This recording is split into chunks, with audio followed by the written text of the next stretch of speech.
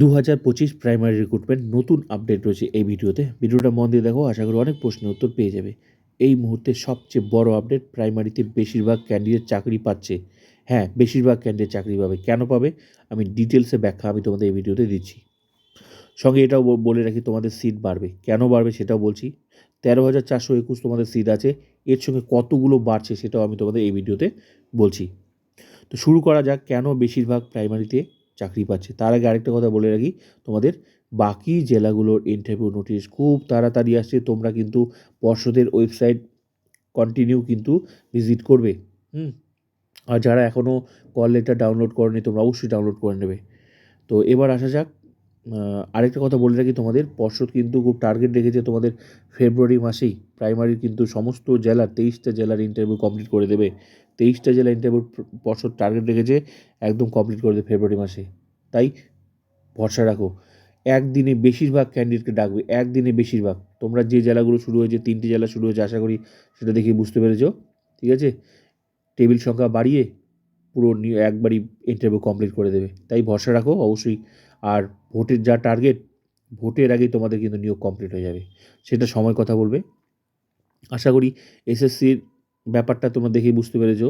যদি এসএসসি চায় যেমন এটা করছে, ঠিক তেমনি তোমাদের পর্ষদও কিন্তু তাই করবে। হ্যাঁ, তো সরকার তো একই না, সরকার অবশ্যই তোমাদের নিয়োগ করবে, চিন্তার কোনো কারণ নেই।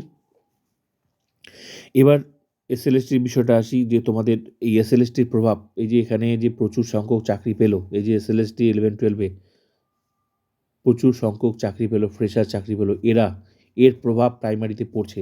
কেন পড়ছে? এর ফলে প্রাইমারিতে প্রচুর সংখ্যক চাকরি কিন্তু তোমাদের হচ্ছে।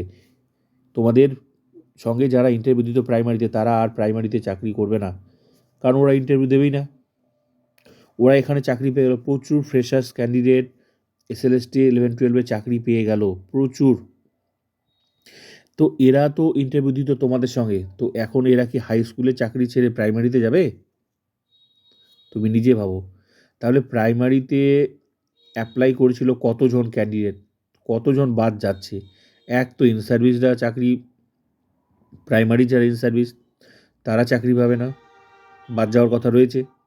তারপর আবার কিছুদিন মধ্যেই তোমরা দেখলে 20-22 ব্যাচ প্রাইমারির ডিএলএড ব্যাচ, তারা তোমাদের আগে আগে চাকরিগুলো মানে পেয়ে গেল প্রাইমারিতে সুপ্রিম কোর্টের নির্দেশে। তোমাদের ভাগ্য কতটা খুলছে তোমরা নিজেরাই দেখো।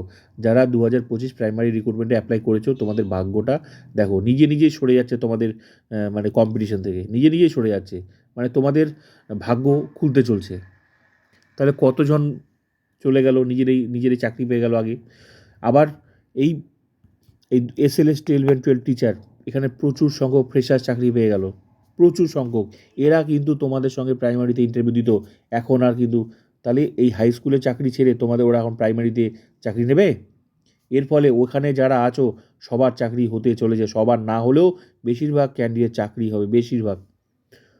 কারণ এই ফ্রেশার্সরাই তো ওখানে পাশ করে আসে, এরা এখানে চাকরি ছেড়ে ওখানে যাবে? কখনোই যাবে না। তোমাদের ভাগ্য খুলতে চলেছে, ভাগ্য খুলতে চলেছে। এদিকে সার্ভিসটা বাদ যাচ্ছে তোমাদের প্রাইমারির, ডকুমেন্টস ভেরিফিকেশনে বিভিন্ন কারণে আবার বাদ যাবে।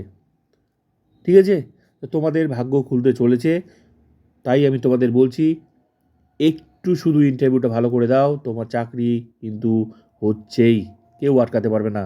সম্ভাবনা অনেক বেড়ে গেল, এই 11-12 নিয়োগটা আগে হওয়াতে তোমাদের সম্ভাবনা অনেক বেড়ে গেল, অনেক বেড়ে গেল। তারপর 9-10-এর ইন্টারভিউ, 9-10-এর প্রসেসটা কিন্তু যদি তাড়াতাড়ি শুরু হয়ে যায়, আরও কিন্তু তোমাদের মানে সম্ভাবনা বেড়ে যাচ্ছে। তাই বেশিরভাগ ক্যান্ডিডেট চাকরি পাচ্ছে, একদম চিন্তার কোনো কারণ নেই প্রাইমারিতে। আশা করি তোমাদের বোঝাতে পেরেছি, এসএলএসটির প্রভাব প্রাইমারিতে পড়ছে, চিন্তার কোনো কারণ নেই। তোমাদের চাকরি হচ্ছে বেশিরভাগ ক্যান্ডিডেট। আর সিট সংখ্যা প্রচুর, এই মুহূর্তে প্রচুর দাবি দেওয়া দিচ্ছে পর্ষদে যে সিট বাড়াতে হবে, প্রচুর আন্দোলন চলছে। হ্যাঁ, সিট বাড়াতে হবে। সরকারও কিন্তু একটা মানে জিনিসটা অবশ্যই ভাববে। সিট তো আছে, যথেষ্ট আছে, তার মধ্যে কম্পিটিশন কমে যাচ্ছে, এমনি তোমাদের চাকরি হয়ে যাচ্ছে। ঠিক আছে, তো পর্ষদ অবশ্যই এই বিষয়গুলো আলোচনায় রেখেছে, বাড়ালে বাড়াতেও পারে, কতটা বাড়াবে সেটা কিন্তু বলা যাচ্ছে না, কিন্তু আশা করি বাড়বে। যেহেতু দাবি নিয়ে অনেক যাচ্ছে, অনেক সংগঠন কিন্তু দাবি নিয়ে যাচ্ছে, তাই তোমরা আশা করতে পারো সিট কিন্তু তোমাদের বাড়ছে। সেটা ভবিষ্যৎ বলবে কতটা বাড়ছে, হ্যাঁ, কিন্তু তোমরা আশা করো। এসএলএসটির প্রভাব প্রাইমারিতে পড়ছে, এটা একদম শিওর। তোমাদের কম্পিটিশন থেকে অনেকে সরে গেল, মানে তোমাদের ভাগ্য কিন্তু খুলতে চলছে। তাই বেশিরভাগ ক্যান্ডিডেট প্রাইমারিতে চাকরি পাচ্ছে।